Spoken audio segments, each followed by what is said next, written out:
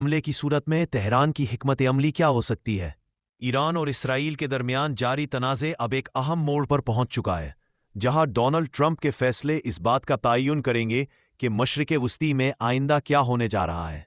Iran के सरकारी TV channel पर आज नशर होने वाली रहबर आला आयतुल्ला अली खामनेई की तकरीर से ये उम्मीदें अब ख़त्म हो गई हैं कि ईरान अमन का रास्ता तलाश करेगा। इसके बरअक्स ईरानी रहबर आला ने धमकी दी है कि अगर अमरीका ने इसराइली हमलों में शमूलियत इख्तियार की तो उसे इसके संगीन नताइज भुगतना होंगे।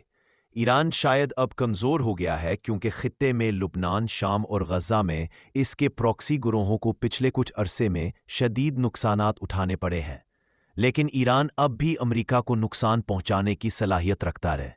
अगर अमरीका ईरान पर हमला करता है तो खित्ते में मौजूद मुतअद्दिद अमरीकी फ़ौजी अड्डे तेहरान की हिट लिस्ट पर होंगे।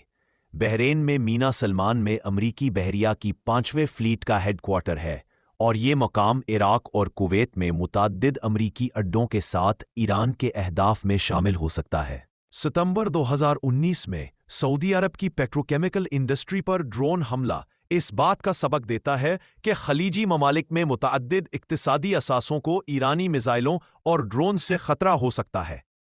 अगर ईरानी हुकूमत को ये महसूस होता है कि उसके खलीजी अरब पड़ोसी इसके खिलाफ किसी भी हमले में शामिल है, तो वो न सिर्फ वहां मौजूद पानी के बड़े प्लांट्स और ऑयल एक्सपोर्ट टर्मिनल्स को नुकसान पहुंचा सकती है, बल्कि आबनाए खुरमुस को भी बंद कर सकती है, जिसके जरिए दुनिया को 30% तेल सप्लाई किया जाता है।